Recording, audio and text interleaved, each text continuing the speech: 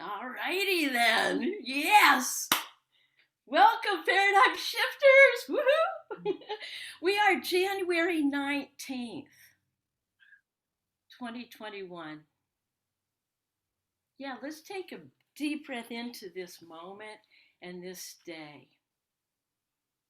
This is a historic day. Every day that we're alive is a historic day. And so, welcome for showing up and breathing again. So, let's take a deep breath into today. And we're going and coming into right here, right now. Welcome, Paradigm Shifters. And I know that you're waiting for the update, and we are now at 643 people from 26 countries. Yeah, not to make you nervous, Karen, or nothing, right? But we know that we are a global community dedicated for the upliftment of the globe and the world in our own little ways. So it is my pleasure. We did 2020, right? We did it. Now we're in 2021, and we are in the third week of 2021. And it is my pleasure to introduce one of my superheroes. My superheroes. One of my most fun superheroes. Karen Beard. And you know what? Let me just tell you a little bit where I first met Karen. I don't know, Karen, was it like 15, 20 years ago? We were camping out. Yes. We were at a women's retreat at Bastrop State Park. Remember that? Yep. And I mean, oh gosh, man. And there were all these people in cabins. And I had my tent. And Karen had her tent. And I think we were one of the few people, we didn't want to be in the cabin. We were out tent camping, right? And we were there. I'm like, oh my gosh, she's crazy. She's in a tent. And I'm like, well, wait a minute, I'm in a tent too. And it was where I think my very first memory of you was meditating to the sunrise at that retreat. And here's somebody that gets up and meditates to the sunrise still every day. Karen and I have a regular Wednesday 6:45 a.m. meeting as the sun comes up. And we have for 7+ years. And that's where I know that Karen is the founder of Morning Mist Retreats.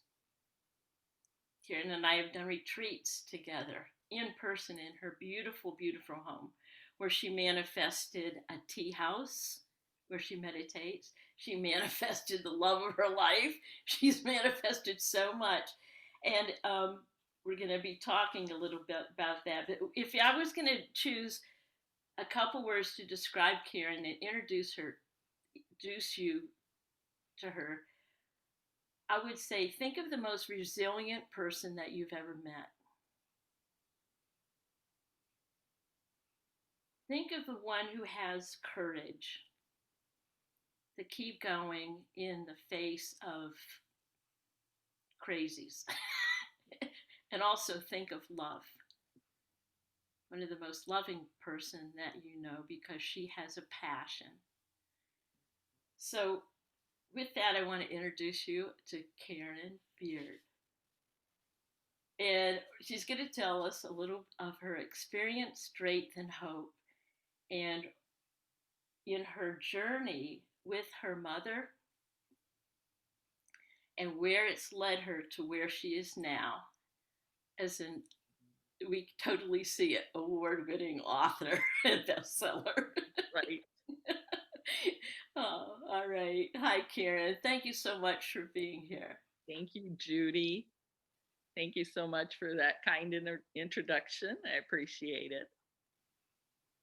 So tell me a little bit about your mom and moving them to Austin. Just a little Both background. my parents were alive in 2014, and my mom had her leg broke at the top, and it did get repaired well, and she ended up in a wheelchair. So she was in rehab probably 3 months, and it was time to kick her out because they only let you stay 100 days. Now it's a week, but back then it was 100 days.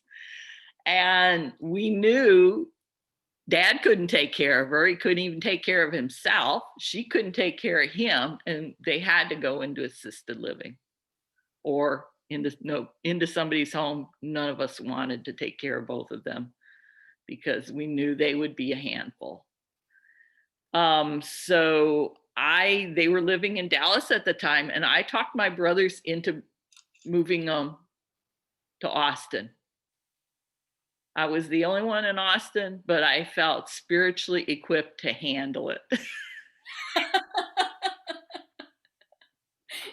We laugh because we've been on this journey. I remember that day when you made the decision. We laugh. Well, talk about a spiritual journey. I had to keep working my spiritual journey all the time. While you were working a full-time job with emergency. Well, the job saved me. If Yeah. I had been home and had my mother bugging me constantly to be at her beck and call all day long, I would have probably, it'd just be too hard. It Yes, would so have been keep going. Tell us about like moving them to Austin and some of the So I events. got them. I picked out an assisted living center that I thought would be just perfect, and they would help my mom be able to start moving around better because she was like flat on her back for a while. And then fortunately there was a doctor who like had the same philosophy as me that came to visit them, and we got them off half of their drugs. I mean, they each were on at least a dozen drugs. Got those in half, and it's like Dad started walking again, and he was like stable, and I was just so thrilled. And then they decided, oh, he has high blood pressure. His blood pressure is out of control. So we tried one drug, then a second one, then a third one, and next thing you know, he's falling all the time. It was just sickening to me to see, because my philosophy is, the less drugs, the better, the healthier you are. So it just got bad. He was going downhill fast, and he passed like 8 months later in January. I brought him in July or June, and by January he was gone. And then it was my mom. She'd been focused on him. Let's see, what can we do for Dad? And by then I'd already moved him into a different facility because I thought, well, I need to work on their nutrition. And that facility would not work with me on nutrition. They brought in a nutritionist, and the line that the American Medical Association pushes. And so it was very frustrating to try and get them to have a better quality of life. So they're in a new facility. It turns out that facility had memory care and regular care, assisted living. They didn't have room on the assisted living side. They put them on the memory care side, which was like a nightmare. People were crying all day long. I mean, it was like people would walk into their room, roaming the halls. It was scary. And my mom hated it. So Dad died. A week later, she falls and breaks her arm. So I go to the facility, get her into, and ask them, why did this happen, Mom? The aide told me I had to pull up my own pants after she went to the bathroom. And I go, what? What? So it was like one nightmare after the other. I was taking them going to the ER because of the falls. I think I've made 8 trips to the ER in 8 months. So tell us more about like your relationship with your mom during all this and where it was where you knew you had to make a decision or you were not going to make it. Yeah, I mean, my mom was very demanding. She wanted to go to every single doctor under the sun. I have hearing problems, I have dental problems, I have eye problems, I have orthopedic problems, and it was overwhelming. And so I'm trying to meet her needs and trying to get her healthier at the same time. And I just started getting sick. I mean, Okay, first, that's what it is. It's where you physically were yeah, getting yeah, sick and your yeah. body was And falling. when they came to Austin, I mean, I was fortunate to have a job where I had a lot of sick leave and all this stuff, and I just spent it all on them. All my extra time went to them. Visits, trips to doctors, you name it, So trying to get tell them us healthier. about tell us about the moment where you made a decision and things started to change, where you were took control over your life. So I know, I would talk about with Judy. We'd have visions of how things would get better and all this. And then I spent a month with a sick stomach, and then I was throwing up for a while. And I said, this is just too much. And I guess it came up with this idea to stay in gratitude. Like, what can I be grateful for my parents? And I started coming up with ideas, made lists, and next thing you know, I'm thinking, oh, I'll just write a book, and it'll be called Gifts to Our Children. So I had this idea. And then the very last year of my mom's life, of course, I didn't know she was going to pass in a year, but I got to a point where she was in hospice. I said, I'm just not taking her to doctors anymore. They see her every week. They can keep an eye on her. And I just want to focus on things that bring me joy. So I was thinking of all these gifts and, things like music and the food. Mom would make meals. My grandmother made meals. And just so in January, I decided to have a Polish fest. My parents are Polish. Um, and next thing you know, the whole family was coming, and I made all this Polish food that I'd never made before. I was just looking up recipes and making all this wonderful food. And I made the special dessert that I'd never made before. I don't think my mom ever even made it, but my grandmother did. So it was just, oh my God, my mom loved it. The family loved it. And it was like the gathering, the type of gathering at the dinner table that they were used to and that they enjoyed. So I was focusing on things like that. And then I decided to put together the photo album Oh, called you have it with Gifts you. to Our Great. Children. And it is all about, I got all my brothers involved and their wives sending, and the grandkids sending me pictures for the different gifts. So there's things like travel, Oh, camping. show us. Oh yeah, I can show you some of the pages. Well, There's I remember when Karen had this idea. One thing with Karen, when she's got an idea, look out. She's doing it. on religion, or spirituality for me. And then there's partying. So, I mean, it was just Easter. We always celebrated Easter and all the things that we did, and just different things. Of course, Christmas. That's big. It still is big in our family. And then I got into more mom things like education. She took us to the library all the time, and just it was big for her. So, there's more things, crafts, different things we made. I mean, it was just fun, photography and friends. So I remember during that time, one of my memories was yes, your mother was going downhill, and you got extra strength in doing that scrapbook. You had pictures all over the place. I didn't think I could do it. I mean, I had like 2 months before Easter because I wanted to give it to her at Easter time and hospice. did this thing called Swan Song. And I said, you know what my mom would love? She would love to hear Polish music. Can you bring someone out that does Polish music?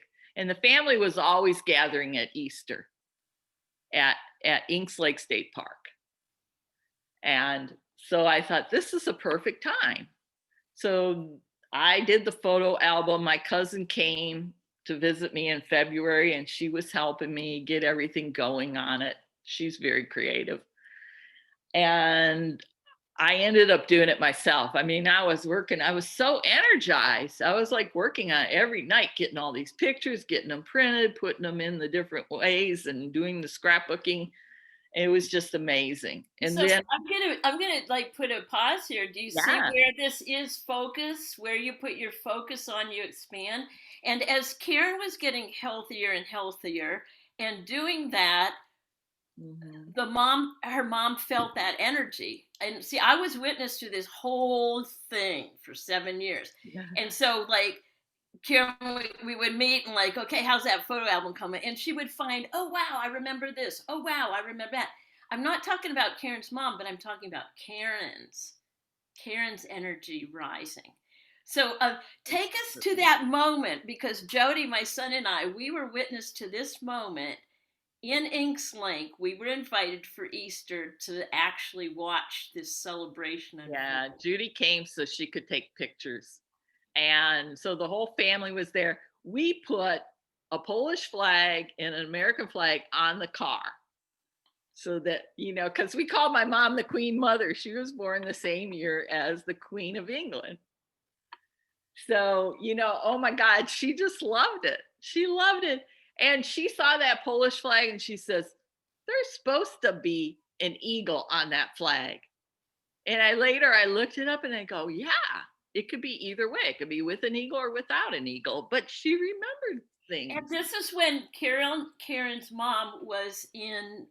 She hadn't spoken. She was like really towards the end. Yeah. Yeah. And she was losing weight, not wanting to eat, and, just really going downhill. So, anyways, we got there, and then this lady shows up with her accordion in full Polish garb. And she's right there playing the accordion to my mother in Polish, and my mom's singing along. And I'm going, oh my God, she knows the songs. I mean, it took her back to probably her childhood or who knows when, but it was amazing. It was just so amazing. Then we had all the Polish food and everything, and I made the buttered lambs. The one thing I remember from Easter is every year we would have butter. The rest of the year we had oleo, but and it was in the shape of a lamb.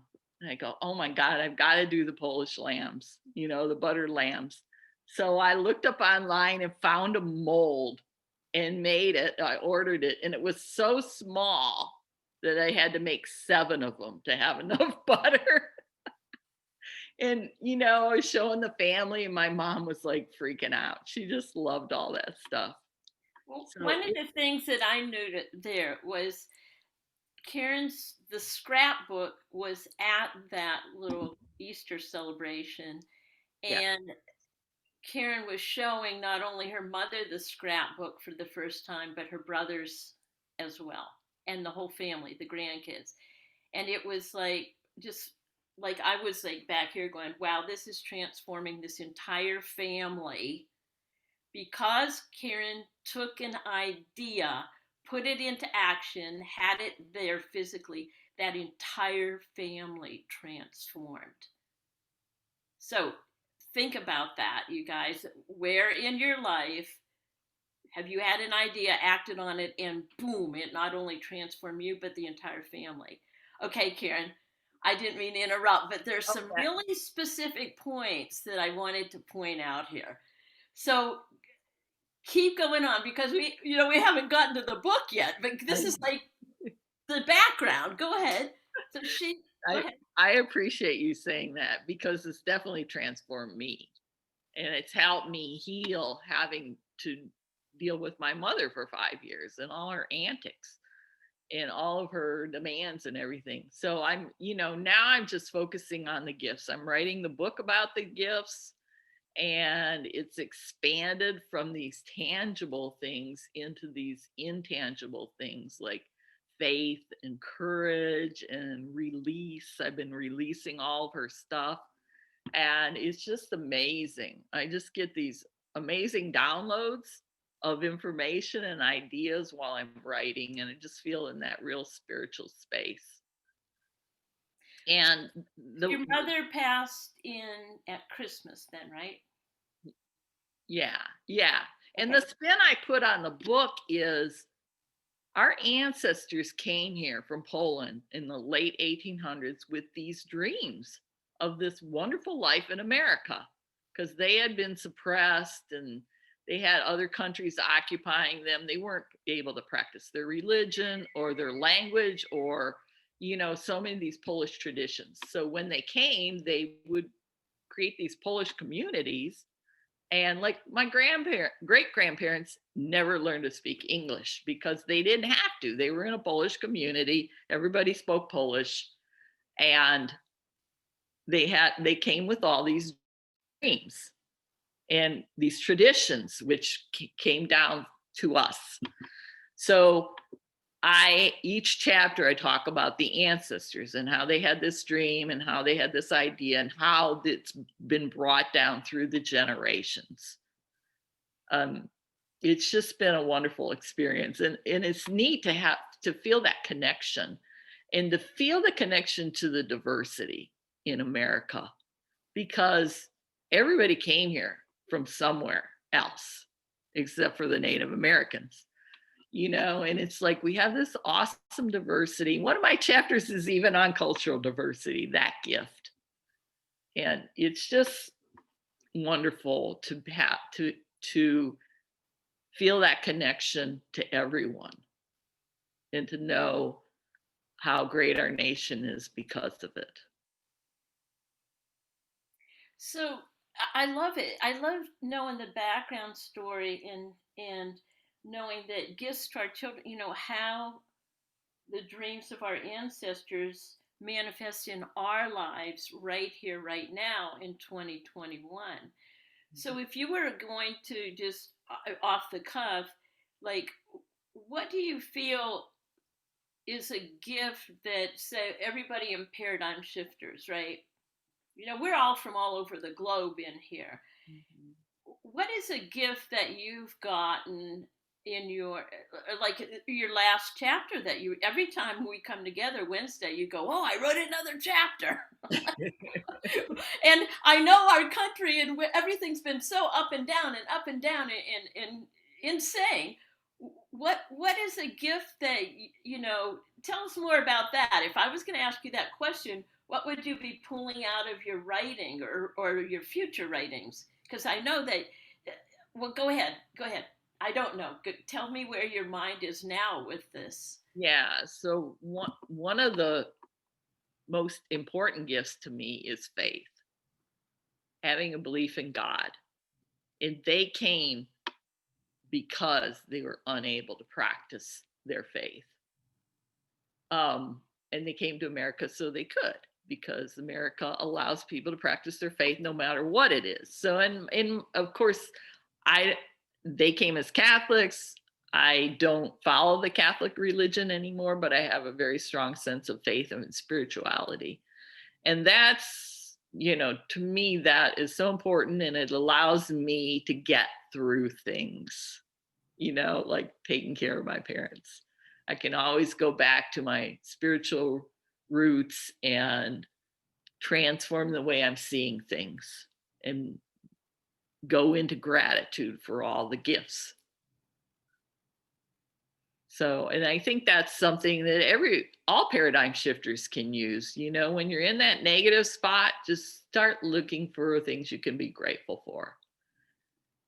And there's always an abundance of things that you can come up with, and it just starts lifting your spirits and helping you feel that love inside you and raising your energy. So This has been yeah. so awesome. And it's like so much to be continued, isn't it?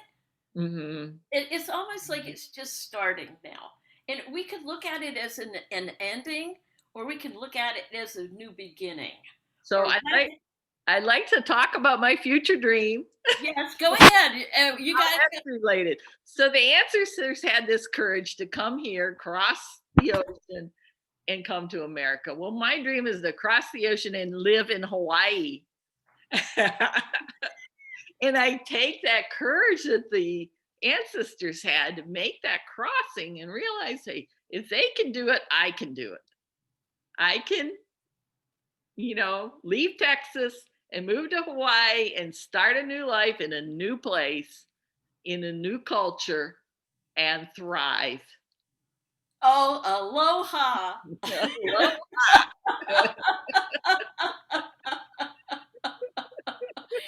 You know, and it's because you've surrounded yourself with a community of believers, right? Partners and believers with community that, like, you walk in Kieran's house and she's got the Hawaii all over. Oh She's yeah, the big vision board.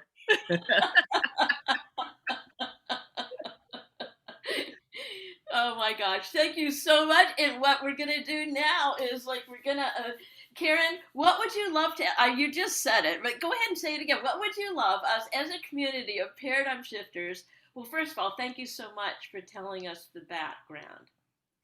So many times I think we see people who are at one point in their lives and we go, well, I could never be like that. You know, they can do it, but I can't. But thank you so much for that backstory. And thank you so much for letting me be a part of your backstory and watching this unfold. What a family. And so what would you love to have our community hold for you?